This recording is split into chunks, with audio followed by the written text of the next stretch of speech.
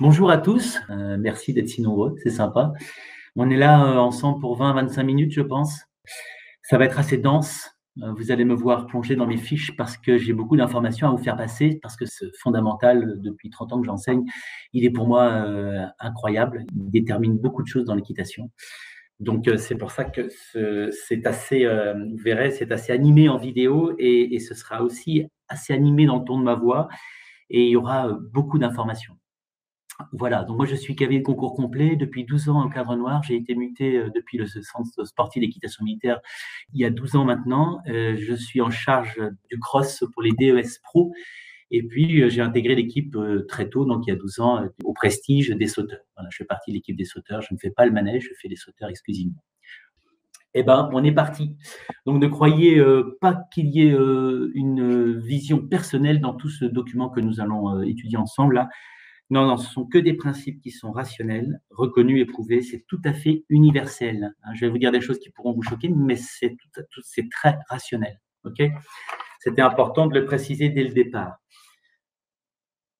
Alors, en introduction, l'équitation est encadrée par des lois qui reposent sur des moyens. On peut les définir par l'emploi des ailes, hein, des premiers moyens que nous ayons à notre disposition, des méthodes. Ce sont les doctrines, les échelles de progression qui ont fait leurs preuves à travers les âges. Et puis des principes. Et parmi ces principes, le cardinal, le plus important, l'axiome, comme dirait Baucher, eh bien, c'est l'équilibre du cavalier. Il est évident que nous ne prenons pas toujours conscience de toutes les libertés que l'on s'accorde avec ce principe de base, l'équilibre du cavalier. Qu'on le reconnaisse ou pas, c'est un fait. Le déséquilibre est la cause principale des problèmes que nous rencontrons à cheval. Ce n'est pas un hasard si la FFE a fait de ce fondamental une priorité. C'est un fondamental à lui tout seul, et vous le savez bien, hein, enseignant. En première partie, nous procéderons à une clinique très détaillée de ce qu'est l'équilibre. Nous étudierons les différentes attitudes à travers les différentes disciplines.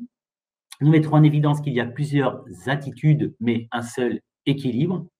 Nous ferons ensuite un arrêt sur image sur ce qui me tient à cœur, c'est l'attitude 3 points. Vous verrez pourquoi. Dans la seconde partie, nous détaillerons les dangers du déséquilibre dans notre équitation et pour nos chevaux. Ce sera surtout pour nous l'occasion de montrer à quel point s'équilibrer et emploi des aides sont intimement liés. Et puis, dans la troisième partie, nous parlerons de l'importance de ce fondamental dans notre pédagogie à nous enseignants et comment l'aborder. Nous allons voir un petit film que nous avons fait avec Valentine. Là, nous avons un bipède sur le plancher des vaches, un quadrupède sur le plancher des vaches, chacun avec son centre de gravité, et nous avons un cavalier sur son plancher d'étrier. Voyez, c'est l'idée d'aligner l'aplomb des deux protagonistes. Vu du dessus, ça donne quoi? Bien, c'est quoi? C'est un centre de gravité entre les deux pieds du piéton. C'est un centre de gravité derrière le garrot pour un cheval. La zone, le périmètre de déplacement du centre de gravité est un peu plus grande. Et c'est quoi le principe?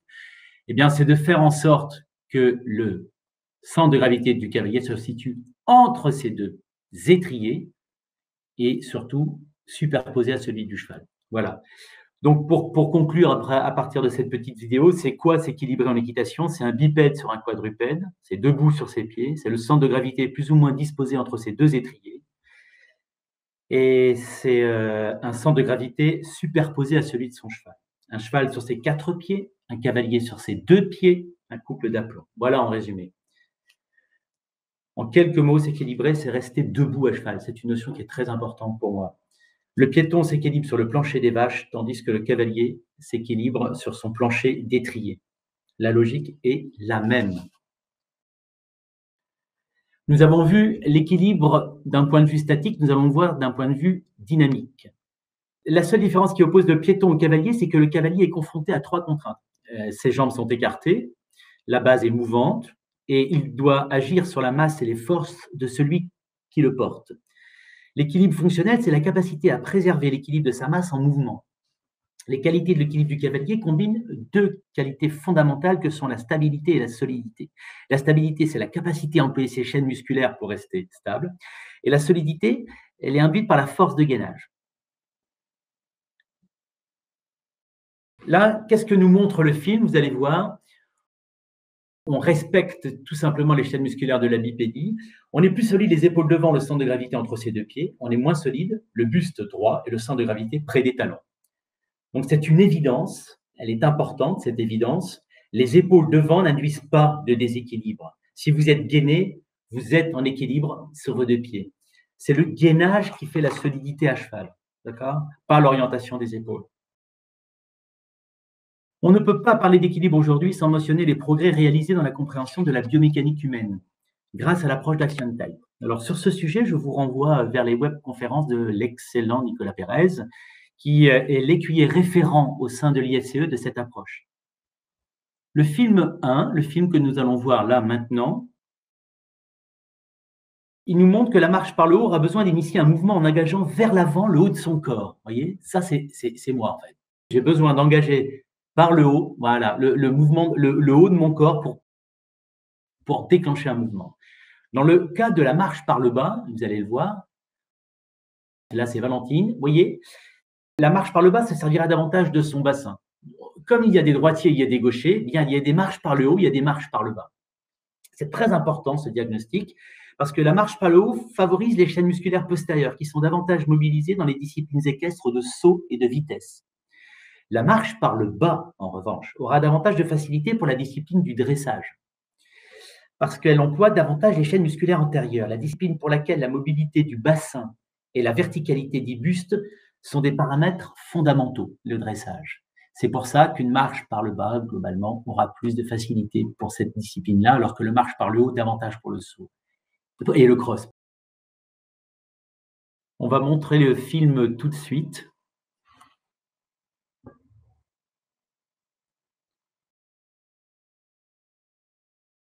Ce film nous montre que l'on développe à cheval différentes attitudes depuis le dresseur jusqu'au jockey dans un seul équilibre. C'est celui du bipède.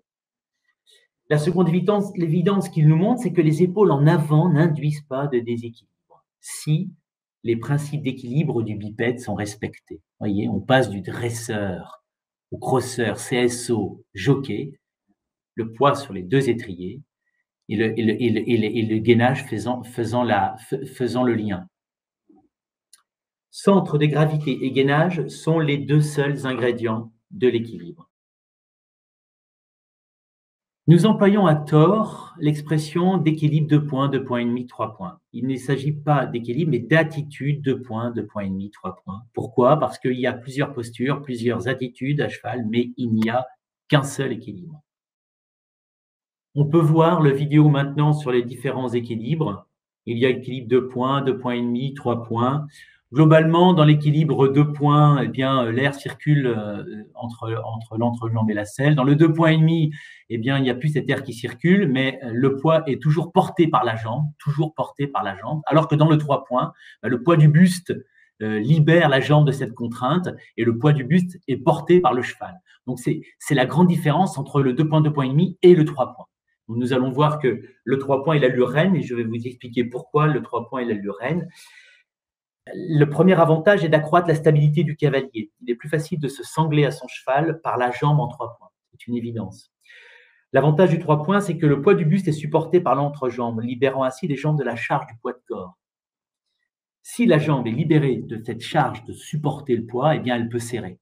D'été, elle devient étau. Et c'est plus intéressant d'avoir le langage de la jambe pour dresser son cheval, ou en tout cas pour le diriger et pour l'assouplir et pour l'équilibrer. L'attitude 3 points permet aux jambes d'être en pleine possession de leurs moyens. Pour accroître la capacité d'encadrement des aides, c'est quand même plus facile si les jambes deviennent fonctionnelles à 100% de leur potentiel de serrage. C'est d'une logique implacable. C'est par la jambe que l'on stimule, que l'on rassemble, que l'on incurve, que l'on réconforte, que l'on dresse. Donc il faut qu'elle soit là, permanence au profit du cheval, quelles que soient les circonstances, quelle que soit la discipline. Mieux vaut s'appliquer à développer les habiletés motrices des jambes dans notre sport. Les mains en savent déjà bien assez pour le peu qu'elles ont à faire à cheval. J'espère que vous êtes d'accord avec cette maxime. Nous allons voir maintenant un petit film sur les combinaisons, enfin sur le cross. C'est juste pour aborder l'équilibre sur le cross. Je vous laisse regarder.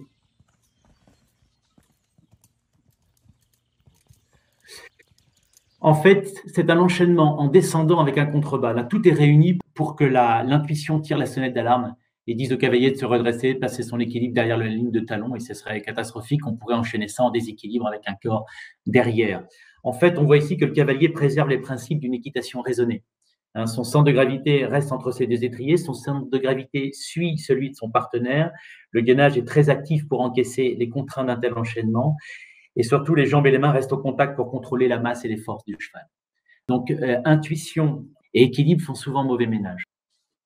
En conclusion de cette démonstration, si votre centre de gravité passe derrière vos talons, vous n'êtes pas équilibré. Si vos épaules sont devant, mais que vous êtes gainé avec un centre de gravité entre vos deux étriers, vous êtes équilibré. C'est ça que j'aime montrer avec cette vidéo sur le cross. En conclusion de cette première partie, il faut rester debout à cheval sur son plancher d'étrier comme sur le plancher des vaches, dans toutes les disciplines et en toutes circonstances. Le gainage est la colonne vertébrale de notre équilibre. C'est lui qui permet de maintenir notre centre de gravité entre nos deux pieds, au-dessus de celui du cheval, et de gagner en solidité à cheval. Les attitudes 2,5 sont trompeuses, nous l'avons vu. Mais l'attitude 3 points est une attitude performante qui, à mon avis, devrait avoir la préférence des cavaliers soucieux de dresser leurs chevaux. Elle permet aux jambes et à la main de se rencontrer pour travailler de concert. Le 3 points ouvre l'accès au débit en équitation, mais c'est une technologie qui est très exigeante. Tenir le 3 points chaussée-obstacle, c'est dur en matière de gainage et cela demande de l'entraînement et de l'abnégation. Nous allons aborder la deuxième partie maintenant. Sur les déséquilibres. Le déséquilibre, c'est un véritable poison pour notre équitation. Nous allons voir le film sur la barre. Ce film va montrer en évidence que le déséquilibre parasite notre cheval. À l'origine, cet exercice de la barre est plus parlant avec une barre beaucoup plus lourde. Elle nous montre que le cheval, qui est en réalité vous, n'a quasiment aucun effort à réaliser si l'oscillation est légère. En revanche, dans le cas contraire, si les oscillations de la barre sont importantes, les efforts pour attraper la masse oscillante sont hyper importants. Et bien, c'est ça que vit le cheval. Et c'est bien cet exercice, c'est bien de le montrer à vos élèves. L'énergie que votre cheval consacre à compenser votre instabilité est autant d'énergie qu'il ne peut pas investir dans les tâches que vous lui commandez d'exécuter. C'est important, cette notion-là. Vous lui prenez de l'énergie en étant instable. Reprochez-vous immédiatement le moindre de vos déséquilibres qui empêcherait le cheval d'oublier qu'il vous porte. C'est joli, hein? Ensuite, la deuxième conséquence, c'est au sujet de la bouche. Se déséquilibrer dans l'action ou pour agir est une maladresse et une injustice faite à la bouche du cheval, qui est, après l'œil, soyez-en sûrs, la partie la plus sensible de son corps. S'équilibrer, c'est être ancré dans son cheval pour ne pas s'amarrer à la bouche. La bouche du cheval est la première victime collatérale de votre déséquilibre. Ne l'oubliez pas. Troisième conséquence, et pas des moindres, elle est hyper importante, c'est sûrement même la plus importante, c'est que le déséquilibre abîme l'emploi des aides, il le pollue. Qu'est-ce que l'emploi des aides en équitation? C'est se faire comprendre de votre cheval grâce à une langue des signes en mode tactile. C'est une alternance d'actions consistant à prendre et à rendre entre jambes et mains pour transmettre, comme disait Baucher, notre pensée au cheval. Il est évident que, pour se faire comprendre de notre fidèle compagnon, nous ne devons pas interagir avec les mouvements de notre buste pour que le langage des aides reste clair. Ce film nous montre que l'on peut exercer une pression sur les commissures par la force de nos aides dans l'équilibre ou par un effet de poids contre dans le déséquilibre. La précision de la force est immense et subtile alors que l'effet de poids dans le déséquilibre est brutal et impossible à modérer. Il devient là impossible de monter avec le tact équestre dans le déséquilibre. Votre main n'est plus un outil de langage, mais un vulgaire outil d'accrochage. Ce n'est plus un outil de langage, c'est un crochet. Et ça, c'est dommage. Donc, le déséquilibre et l'emploi des aides sont intimement liés. Il y a des cas fréquents de déséquilibre, nous allons les aborder, et puis il y a des déséquilibres qui sont tolérés, qui sont même des outils. Je vous laisse lire, nous allons nous attaquer aux défauts majeurs que l'on rencontre en CSO. Dans le cas des foulées en croissante, on voit, et ça c'est un déséquilibre qui est récurrent à l'obstacle, qui est un déséquilibre vers l'avant avec des chaînes musculaires complètement lâchées. Déséquilibre vers l'avant, pas de gainage. Et puis deuxième situation de foulée décroissante, on voit un corps qui passe derrière en espérant faire décroître à son cheval. Alors que c'est entre jambes et mains que l'on croît et entre jambes et mains que l'on décroît. Mais ça, ce sont des défauts qui sont très récurrents et qu'il faut, nous, enseignants, lutter Enfin, il faut absolument les contrarier chez nos élèves. Le cross, nous l'avons vu tout à l'heure, hein, c'est surtout l'intuition qui commande des déplacements d'épaules et du coup des déséquilibres sur le cross, surtout dans les profils descendants, panoramiques et contrebas. On n'y revient pas, nous l'avons vu. Par contre, nous avons des variations d'équilibre. Alors, on peut citer la célèbre formule de Bedan: les déplacements auxquels le cheval est excessivement sensible sont absolument à proscrire. L'inclinaison du corps en avant favorise au contraire le reculé. En fait, il n'y a qu'à ce moment-là que Bedan tolérait un déséquilibre chez le cavalier. Effectivement, reculer en avançant les épaules, vous pouvez l'expérimenter, mais cela fonctionne chez les chevaux. Je l'ai expérimenté, ça marche très bien, on a des très bons résultats. À l'inverse, l'appuyer, par exemple. L'appuyer, vous pouvez non pas aller dans le sens de l'appui, mais sur l'échion extérieur à l'appuyer. Vous verrez, c'est comme la bouée dans la piscine. Eh bien, si vous appuyez sur la bouée, eh bien, elle va dans la direction opposée. C'est exactement la même chose en appuyé. Et puis pour les foulées décroissantes, il y a une tension qui est induite par le haut du corps quand on a des foulées décroissantes, parce qu'on l'a vu tout à l'heure, mais en réalité, cette tension du haut du corps peut faire visiter au centre de gravité du cavalier la limite arrière du centre de gravité du cheval. Ça, on peut avoir un léger déplacement vers l'arrière sans que ça engendre des déséquilibres. Les variations d'équilibre donc ne sont pas à bannir et font partie des outils d'écueil à condition qu'elles n'engendrent pas de déséquilibre. Variation d'équilibre et déséquilibre ne sont pas égaux, ce sont des faux amis. En conclusion de cette deuxième partie, on ne peut pas gérer l'équilibre du cheval sans gérer le nôtre d'abord. S'il y en a un qui a le droit de se déséquilibrer, c'est lui, pas nous. Se déséquilibrer, vous l'avez vu, c'est mettre nos aides en position d'impuissance. Le fait d'utiliser le déplacement de notre buste pour agir est souvent le marqueur d'un niveau de dressage insuffisant. Et notre capacité à dresser est augmentée en proportion de notre capacité à nous équilibrer. Meilleur est notre équilibre, meilleur sera notre emploi des aides. Finalement, le bon cavalier ne serait-il pas celui qui est facile à porter et facile à comprendre? Facile à porter grâce à sa stabilité, sa solidité, son gainage, donc, et facile à comprendre grâce à un emploi des aides qui est juste, clair et précis. Voilà, nous allons passer à la troisième partie, qui est pour moi certainement la plus importante. Aujourd'hui, un modèle pédagogique dédié aux enseignants, c'est un peu prétentieux, en tout cas, on va aborder des points clés pour la pédagogie. Le respect de ce fondamental dans l'enseignement est de notre responsabilité, nous enseignants. C'est un principe qu'il faut inculquer dès la première leçon d'équitation et sur lequel il ne faudra pas transiger tout au long de la progression des élèves. En matière d'équilibre du cavalier, mieux vaut prévenir que guérir. Il est plus facile d'éduquer que de rééduquer un cavalier qui se sert du déséquilibre pour agir. Utiliser le poids de corps chez les élèves est fréquent, ça nous le savons tous, car la réponse chez le cheval, elle est immédiate. Le problème est que ce raccourci est une solution de facilité qui les empêchera définitivement d'expérimenter et d'affiner leur emploi des aides.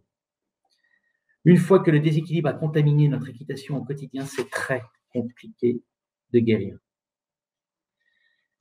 Donc, je ne sais pas qui est à l'origine dans le plan fédéral de cette vérité vraie, s'équilibrer le premier fondamental dans la pratique équestre, mais ma foi, il avait 100 000 fois raison. C'est assez pertinent. On ne peut rien entreprendre et prétendre de juste et de raisonner en équitation si nous ne sommes pas en première intention équilibrés. On ne peut pas penser à l'équilibre de notre cheval si on n'est pas nous-mêmes équilibrés. On ne peut pas disposer d'un emploi des aides justes et efficaces pour conduire, avancer, diriger, si nous ne sommes pas d'abord équilibrés. Soyons logiques, on ne peut pas espérer équilibrer un jour notre cheval si nous ne le sommes pas nous d'abord, si nous ne le sommes pas nous-mêmes d'abord. Soyons solennels, cavaliers, enseignants, élèves, nous devons tous unanimement fidélité, dévouement à ce fondamental, s'équilibrer. C'est vraiment important. Alors, vous voyez, là, il y a tout un champ lexical qu'on a essayé de rassembler. La richesse de ce champ lexical témoigne de l'importance de ces deux notions en équitation, qui résument à elle seule toute la pratique équestre. Le seul but que nous poursuivons, nous pédagogues, est de simplifier la vie de nos chevaux et de nos élèves en proposant des diagnostics qui sont pertinents et des solutions qui sont simples. Ne nous leurrons pas, les principales difficultés que rencontrent nos élèves émanent de leur déséquilibre à cheval. Et les trois principales causes de ce déséquilibre sont un manque de force, il faudra le combler par la préparation physique, une pédagogie inadaptée qui engramme de mauvaises habitudes et des réflexes intuitifs qui nuisent à la stabilité du buste. Le pédagogue sera celui qui apprendra à traiter ces symptômes par des remèdes à base de prépa physique, d'explications rationnelles et surtout des démonstrations techniques. Enseignants, il faut aussi que vous soyez des experts en matière d'équilibre pour montrer l'exemple à vos élèves. le progrès de nos élèves sont conditionnés par leur capacité à s'équilibrer. Donc, il existe une échelle de progression qui est associée au dressage du cheval. S'il en existait une dédiée au cavalier, elle commencerait, c'est certain, par le fondamental, s'équilibrer. On le voit sur la petite pyramide. Donc, l'échelle de progression que l'on pourrait s'approprier est celle-ci. Mise en place de l'équilibre d'abord, c'est-à-dire trouver les réflexes proprioceptifs de la bipédie à cheval. 2, stabiliser l'équilibre. 3, consolider l'équilibre. Comment? Eh bien, par des éducatifs à cheval. Le galop enlevé est un excellent exercice. Par des transferts d'apprentissage, vous pouvez utiliser les ateliers de voltige, mais vous pouvez utiliser plein d'autres choses. Vous pouvez utiliser la slackline, tout ce qui travaille l'équilibre. Et puis surtout, vous devrez faire rentrer vos élèves dans des salles de sport pour travailler de la prépa physique en vue d'accroître leur capacité de gainage. Nous avons ensuite, nous, cavaliers, à notre disposition 3 observables. Un centre de gravité entre nos 2 pieds, c'est le premier observable. Un centre de gravité qui se superpose à celui du cheval, c'est le deuxième. Et puis surtout des gainages des chaînes musculaires de la bipédie garantissant stabilité et solidité. Nous allons voir maintenant 4 petits films qui permettent d'identifier des 4 tests faciles à mettre en œuvre qui permettent d'attester de l'équilibre, votre équilibre, mais celui de vos élèves aussi. On peut voir le film 1. Donc, quelle que soit l'attitude, c'est vérifier la capacité de se lever de sa selle sur ses pieds sans effort. C'est l'idée d'être capable de se mettre debout sur son plancher d'étrier. Voilà. Là, voilà, on voit on est en 3 points, le poids du buste est dans la selle, et puis tout d'un coup, on peut jaillir dans le 2 points ou dans le 2 points et demi sans problème. Et ça peut se vérifier en dressage aussi. Dans les films suivants, on peut les mettre. Ce sera de vérifier la capacité de rompre à tout moment le contact pour être certain que la bouche de notre cheval ne soit pas le relais auquel s'arrime notre masse en déséquilibre. Et ce film nous montre aussi que sur une échelle de contact avec la bouche de 0 à 10, on est capable de passer instantanément et à volonté de 1 à 9. Et donc de ne pas utiliser le poids de corps pour mettre davantage de pression. Si on a besoin de mettre de la pression pour juguler les résistances d'un cheval, on n'a pas besoin de mettre de pression par le déplacement du poids de corps, mais uniquement par la pression des ailes. On peut voir le film 13. Ce test consiste à se poser la question suivante. Si mon cheval se dérobait subitement, est-ce que je retomberais sur mes pieds debout, stable et solide? Voilà. Donc, on voit bien que on est à cheval dans un équilibre de bipède. C'est le gainage et le centre de gravité au-dessus de celui de notre cheval et notre centre de gravité entre nos 2 étriers. On voit que on tient cette position facilement sur le plancher des vaches. Plancher d'étrier, plancher des vaches, c'est exactement le même équilibre. Et le film 14 nous montre la même chose, mais on voit là que plus les épaules sont devant et plus il va falloir se gainer. Voyez, et là, ça induit même, je ne suis pas un jockey, moi. Donc, du coup, on voit qu'il y a un léger déséquilibre qui est généré et mon gainage est insuffisant. C'est ça que ça montre. Ce n'est pas les épaules, la place des épaules qui conditionne l'équilibre, mais bel et bien la qualité du gainage. C'est ça qui fait la différence. Et enfin, nous allons voir un petit mode d'emploi pour l'obstacle.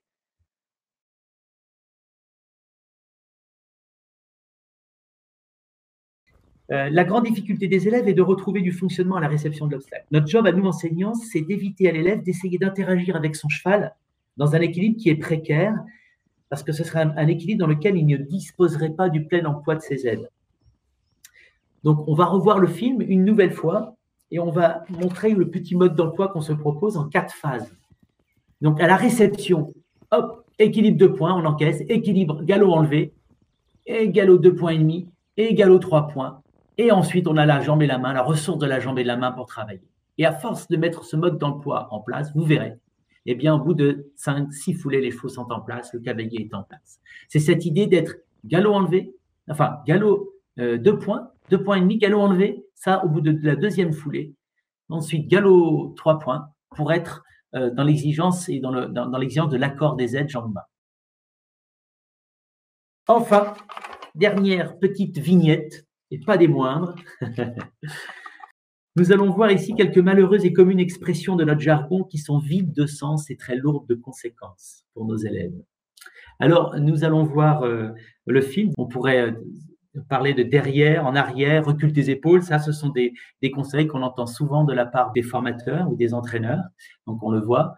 Voyez, à partir du moment où on est équilibré, on peut demander des choses à son cheval. À partir du moment où on demande des choses dans le déséquilibre, et pourtant ça on le voit beaucoup sur les carrés de dressage à tout niveau, hein, on utilise pour demander des choses à son cheval, on utilise le retrait du poids de corps, alors que c'est entre jambes et mains que cela se passe.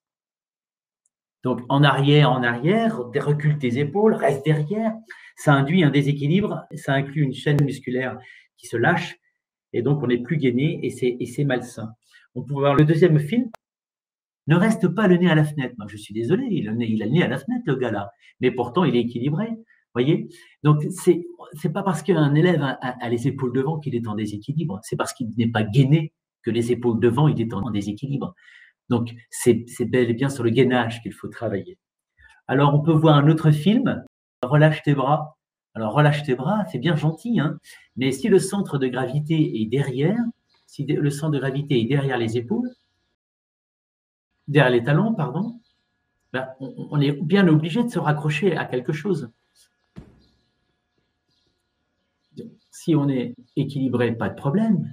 Mais à un moment donné, si on a les épaules, ben, heureusement qu'on a la bouche pour se raccrocher les bras, on fait seulement tétaniser. Si on est dans un déséquilibre, on ne peut pas relâcher ses bras parce qu'on se raccroche à quelque chose, la bouche. Et enfin, dernière vidéo, assis. Donc, quand on voit là, on a le centre de gravité derrière la ligne de talon, on n'est pas équilibré. Hein, ça revient un peu à l'adage des anciens qui disait le cul dans la charrette et les pieds dans la gourmette. C'est un peu ça. Non, on a le centre de gravité entre nos deux étriers tout le temps. C'est un danger d'avoir 3 points d'appui en dressage. C'est une facilité d'utiliser en fait la selle comme tabouret. En conclusion de ces petites vidéos, nous devons, nous formateurs, faire attention aux mauvais conseils qui sont prodigués en toute bonne foi et en toute bonne intention. Ce sont autant de mauvaises consignes qui rendent l'équitation tellement plus complexe qu'elle ne l'est en réalité. Alors, ce que j'ai à vous dire est important. Dans un sport de mouvement en avant, il est normal d'observer un engagement des épaules. C'est normal, comme en ski. L'équilibre du cavalier n'est pas lié à la place des épaules, mais à la répartition du poids de corps entre ces deux étriers et à son gainage. Ce sera la conclusion de cette webconférence. Et vous allez voir, il y a les 4 idées principales. S'équilibrer, c'est rester debout à cheval. Nous l'avons assez répété. S'équilibrer, c'est disposer de sa force pour agir avec tact. La plupart des mauvais effets en équitation ont pour cause principale le déséquilibre. Alors ça, c'est une vérité, hein. C'est d'abord le déséquilibre sur lequel il faut travailler. Et puis, équilibrez-vous et vos aides sauront devenir savantes. Trop d'aides sont polluées par le déséquilibre et s'empêchent de devenir fines. Voilà. Eh bien, j'espère que ça vous a plu.